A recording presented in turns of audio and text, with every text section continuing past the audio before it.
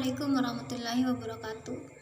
Alhamdulillah, segala puji syukur kita aturkan kepada Allah Subhanahu wa taala, yang mana dalam kesempatan kali ini kita semua dan khususnya saya masih diberi kesehatan dan juga bisa melakukan aktivitas sehari-hari dengan keadaan sehat walafiat.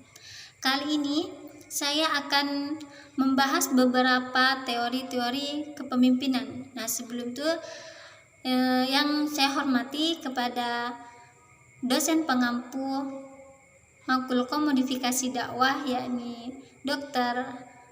Syamsul Hidayat MA, yang mana beliau telah mengajari dan juga mendidik kami mengenai komodifikasi dakwah. Semoga beliau selalu sehat selalu dan selalu semangat mencurahkan ilmu-ilmunya kepada kami semua dan juga mahasiswa-mahasiswa lainnya. Nah, ada beberapa teori yang mungkin dikatakan itu sudah terkemuka atau sudah umum kita kenal atau sudah sering kita dengar, yaitu teori genite sosial dan beberapa teori lainnya yang akan saya jelaskan pada kali ini. Nah, beberapa teori dikemukakan para ahli manajemen mengenai timbulnya seseorang pemimpin, yaitu teori yang satu berbeda dengan teori yang lainnya. Di antara berbagai teori mengenai lahirnya seorang pemimpin, yaitu ada 5 yang akan saya bahas pada kali ini. Nah, yang pertama yaitu adalah teori genetis. Nah, teori ini mengadakan atau mengedepankan suatu keturunan yang mana mereka itu memiliki keturunan dari seorang pemimpin.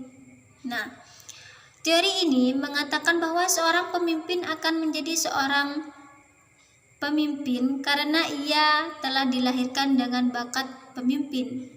Dalam keadaan bagaimanapun seorang ditempatkan pada suatu waktu, ia akan menjadi pemimpin karena ia memang dilahirkan dan ditakdirkan untuk menjadi seorang pemimpin.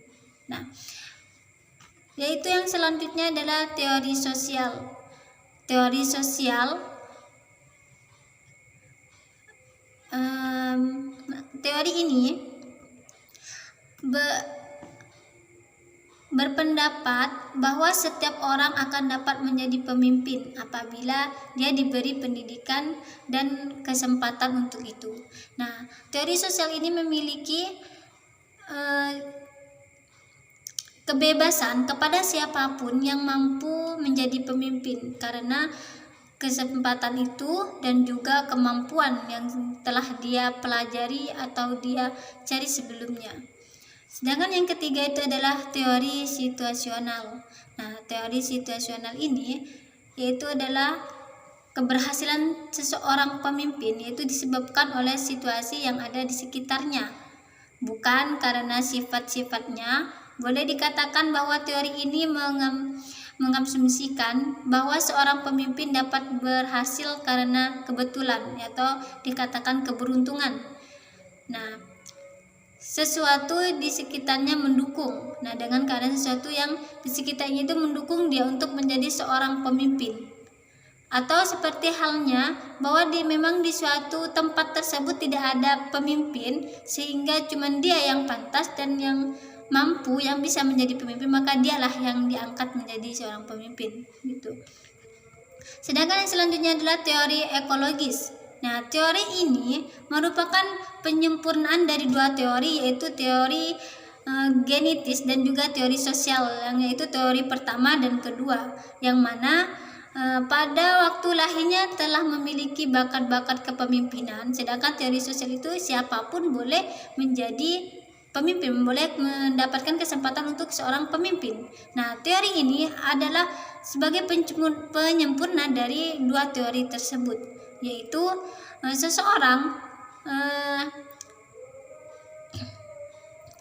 memang memiliki keturunan kepemimpinan. Maksudnya itu orang tuanya menjadi pemimpin maka diturunkan ke anaknya. Nah, bisa jadi itu dan juga didukung oleh pengetahuannya dan juga ilmu-ilmunya tentang seorang pemimpin. Nah,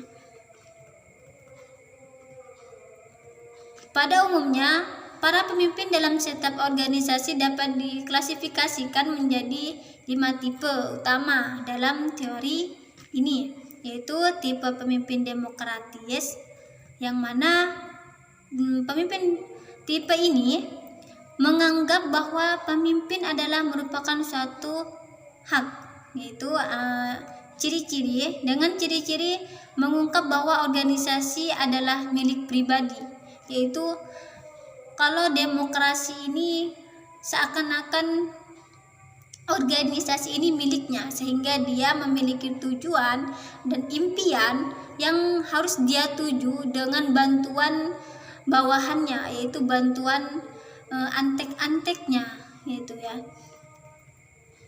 Yang kedua itulah mengidentikan tujuan pribadi dengan tujuan organisasi. Berarti ini seperti halnya kepemimpinan yang seperti perusahaan. Terus yang ketiga, menganggap bahwa bawahan adalah sebagai alat semata-mata. Yang keempat, tidak mau menerima kritikan, saran, dan pendapat dari orang lain karena dia menganggap dialah yang paling benar. Yang kelima, selalu menggantungkan pada kekuasaan formal. Yang keenam, dalam menggerakkan bahwa sering mempergunakan pendekatan yang mengandung unsur paksaan dan ancaman. Berarti seperti ini memang cenderung ke perusahaan. Sebagaimana kalau seseorang tersebut memang tidak mau mengikuti arahannya, maka silakan keluar. Dan itu kalau ke tipe kepemimpinan demokratis. Nah, yang selanjutnya itulah tipe kepemimpinan militeristis. Nah, tipe ini terlebih dahulu bahwa yang dimaksud dengan seseorang pemimpin tidak semua dengan pemimpin dalam organisasi militer. Nah, militeris ini militer. Nah, sebagaimana halnya dengan kepemimpinan seorang militer, yaitu tegas dan apa yang dia pemimpin itu katakan, maka itu yang harus dilakukan, yaitu dengan ciri-ciri dalam menggerakkan bawahan untuk yang telah ditetapkan, yaitu apa yang pemimpin tetapkan, maka itu yang harus dilakukan. Yang kedua itu adalah menggerakkan bawahan sangat suka menggunakan pangkat dan jabatan, maka siapa yang paling tinggi maka dia yang berkuasa, yang menjadi atasannya itu yang intinya apa yang diperintah ya A, ya harus A yang dilakukan. Itu selanjutnya, senang kepada formalitas yang berlebihan, menggemari upacara-upacara untuk berbagai keadaan. Nah, ini sangat cocoknya itu adalah kayak seperti tentara militer gitu ya.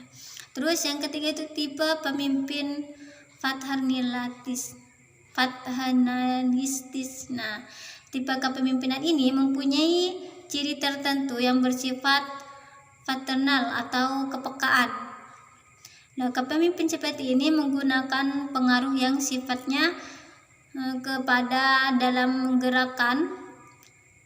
menggerakkan bawahan mencapai tujuan, yaitu dengan pendekatan yang dilakukan sifat terlalu sentimental atau sifat umum dari tipe pemimpin paternalistis dapat dikemukakan sebagai, yaitu menganggap bawahannya sebagai manusia yang tidak dewasa. Nah, seperti dia itu terlalu membimbing bawahannya, terlalu kurang percaya bahwa bawahan ini selalu diberi bimbingan, ini harus dibimbing, jadi kedewasaan dari bawahannya itu kurang.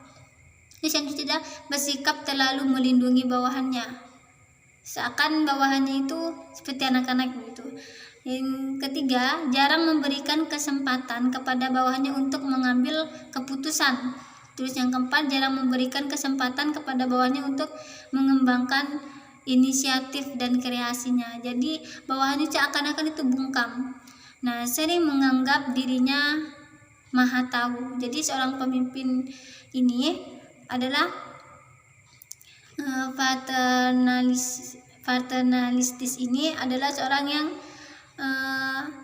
seakan-akan ibu dalam rumah tangga. Nah, ibu dari sama anak-anaknya gitu. Jadi anak-anaknya dibina, sangat dibina gitu. Terus yang keempat itu adalah tipe kepemimpinan karismatis. Nah, tipe kepemimpinan karismatis ini adalah kepemimpinan yang sangat diidamkan oleh para karyawannya. Kenapa? Karena pada kepemimpinan karismatis ini, seorang pemimpin mampu membangun atau membangkitkan semangat karyawannya dengan motivasi-motivasinya. Dan dia itu berusaha memahami karakter-karakter pegawainya. Terus itulah tadi beberapa tipe-tipe kepemimpinan atau tipe-tipe kepemimpinan dalam suatu organisasi maupun masyarakat yang terdapat dalam teori ekologis. Nah, selanjutnya itu adalah yang terakhir adalah teori kepemimpinan behavioral. Nah, teori ini didasari pada keyakinan bahwa pemimpin yang hebat merupakan hasil bentukan atau dapat dibentuk. Jadi bukan ditakdirkan atau dengan keadaan takdir. Nah, takdir atau dia itu keberuntungan. Nah, kalau teori kepemimpinan behavioral ini adalah teori yang memang dia itu dilatih dari kecil dan juga diberikan pengetahuan, diberikan wawasan tentang seorang pemimpin, maka itu bisa menjadi seorang pemimpin begitu. Nah, mungkin hanya ini penjelasan saya mengenai teori-teori kepemimpinan dan juga tipe-tipe kepemimpinan. Nah, mungkin kurang dan lebihnya saya mohon maaf. Akhirul kalam, ihdinas siratal mustaqim. Wassalamualaikum warahmatullahi wabarakatuh.